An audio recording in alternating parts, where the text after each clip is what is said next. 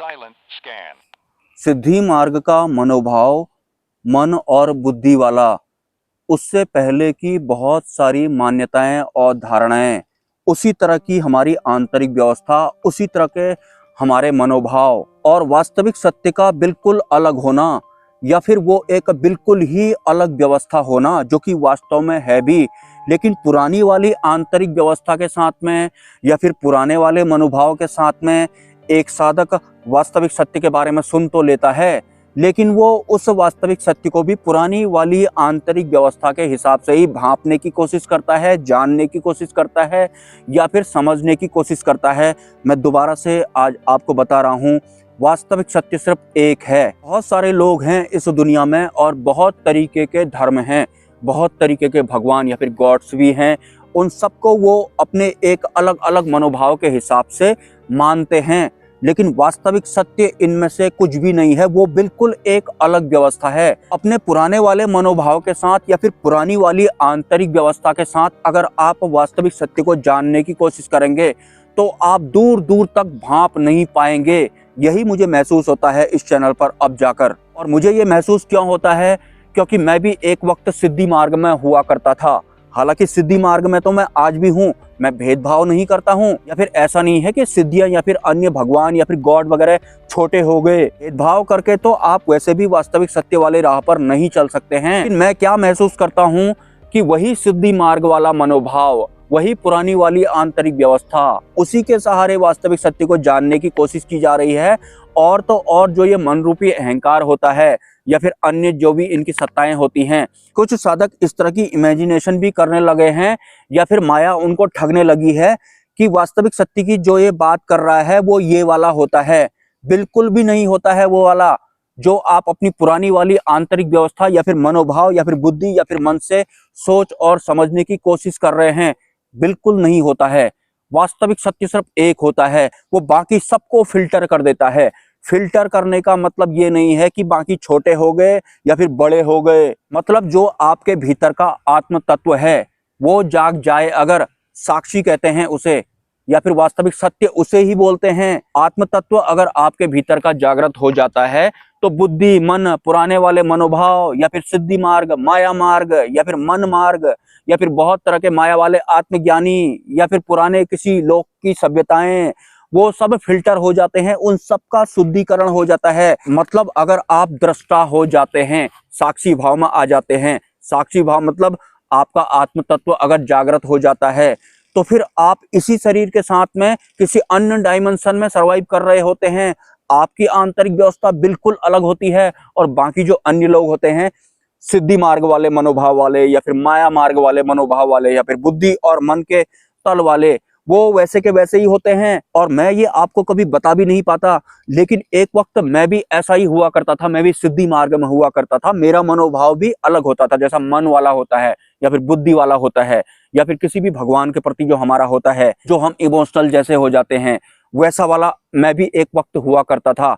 लेकिन आज मैं आपको ये बता रहा हूँ और मुझे तब ज्यादा बुरा फील होता है जब कोई समझ नहीं पाता है। तभी मैं कहता हूँ कि एक बार बस आपको वास्तविक सत्य के उस संचार की भनक लग जाए। ज्यादा से ज्यादा मुझे जो भी स्रोत मिलते हैं कि वास्तविक सत्य के ज्ञान को कैसे समझ सकता है एक इंसान, तो पुण्य कर्म कमाने होते हैं। पुण्य कर्म भी वास्तविक वाले कैसे कमाने होते हैं, उस विषय पर भी मैंने चर्चा की है। क्या पता किसी को अब जाकर समझ में आने लग जाए, अब भनक लगे इन लोगों में से किसी एक को कि वास्तविक सत्य बिल्कुल अलग होता है, वो एक ही होता है, वो सबको फिल्टर कर देता है या फिर सबका शुद्धिकरण कर देता है। आप जैसे भी बने हों आज तक वो नहीं रहेंगे। आपको मैं क्लियर बता देता हूँ, आंतरिक स्तर पर मतलब आपका आत्म तत्व अगर जागृत हो जाएगा तो दृष्टा बन जाते हैं आप, साक्षी भाव में रहते हैं आप। साक्षी भाव में होना ही वास्तविक सत्य होता है। हालांकि उसके बाद जो आपकी प्रोग्रेस होगी वो अलग वे में होगी, वो तो अंतिम गुरु की शरण में, उसके बाद आपका लेवल ही अलग हो जाता है। उससे पहले जो आपने बहुत तरीके के डायमेंशन के बारे में सुना है, उन डायमेंशन के बारे में आपको बुद्धि और मन से सोचने की जरूरत नहीं पड़ती है। आंतरिक स्तर पर आप अलग अलग डायमेंशन के हिसाब से सरवाइव कर रहे होते हैं। बुद्धि और मन के अधीन जो भी होगा वो भांप नहीं सकता है, लेकिन उसे समझ में भी नहीं आता है। लेकिन जिसको ये दोनों चीजें पता होती हैं वो परेशान जरूर हो जाता है कि इनको कैसे समझ में आएगा। अब मैं इनके लिए क्या करूं? एक कमेंट आया था मुझे कि मौन में हम हैं, इसका क्या प्रमाण है? आप ध्यान करते हैं, ध्यान में जब आप विचार शून्य हो जाएंगे, जब आपको शरीर महसूस नहीं होगा, तो समझ जाना कि आप मौन में हैं। ध्यान का जो ऊपर वाला पड़ाव होता है, अगला चरण, वो मौन होता है। विचार शून्य हो गए, शरीर महसूस नहीं हो रहा है, समझ जाना आप ध्यान से मौन में चले गए हैं। अब मैं आपको शरीर की अवस्थाओं के बारे में, या फिर जिसको चेतना कहते हैं, उनकी अवस्थाओं के बारे में बताता हूँ।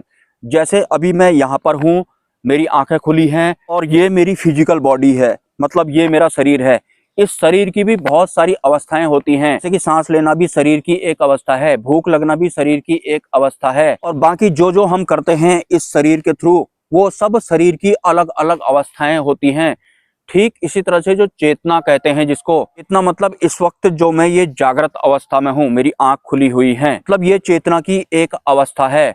अब थोड़ी देर बाद में मैं सो जाऊंगा तो वो चेतना की दूसरी अवस्था है। उसके बाद मैं स्वप्न में चले जाऊंगा तो वो भी चेतना की एक अवस्था है। ऐसे ही चेतना के अन्य तल या फिर अवस्थाएं होती हैं, जैसे कि तुरिया वगैरह भी कहते हैं। तो शरीर की भी अपनी अलग अलग अवस्थाएं होती हैं, और जिसे चेतना कहते हैं उसकी भी अलग अलग अवस्थाएं होती हैं। जैसे अभी मेरी आंखें खुली हुई है तो ये चेतना की एक अवस्था है। अगर मैं सो जाता हूं तो नींद चेतना की एक दूसरी अवस्था होती है। अगर मुझे पूरी नींद नहीं आई हुई है, मैं तंद्रा में हूं, तो वो भी एक चेतना की अलग वैरायटी की अवस्था होती है।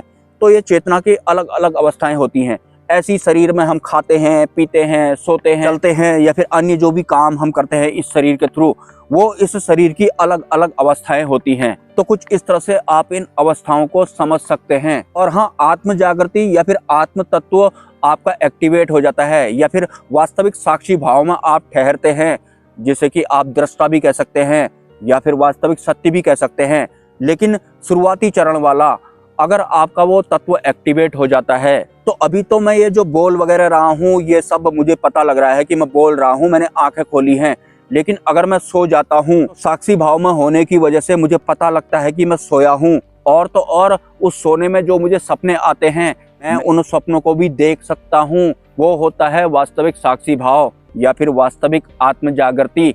मतलब आप नींद में हैं, वहां आपको सपने दिखाई पड़ रहे हैं, लेकिन आपको पता लग रहा है कि आप सोए हैं और आप सपना देख रहे हैं। वो होती है जागृति वास्तविक वाली। लेकिन बिना आत्म जागृति के अगर आप सो जाएंगे तो आप अपने आप को सोते हुए नहीं देख पाएंगे, और उस सोने में जो सपने आपको आएंगे उनका भी आपको पता नहीं चलेगा। वो तो दूसरे दिन ही आपको पता चलेगा, जब आपकी नींद खुल जाएगी कि अरे मैं सोया था, मुझे इस तरह के सपने आए थे। ये अंतरिम जागृति नहीं होती है, ये तो बेहोशी होती है। मिलते हैं किसी नेक्स्ट वीडियो में। नमस्कार।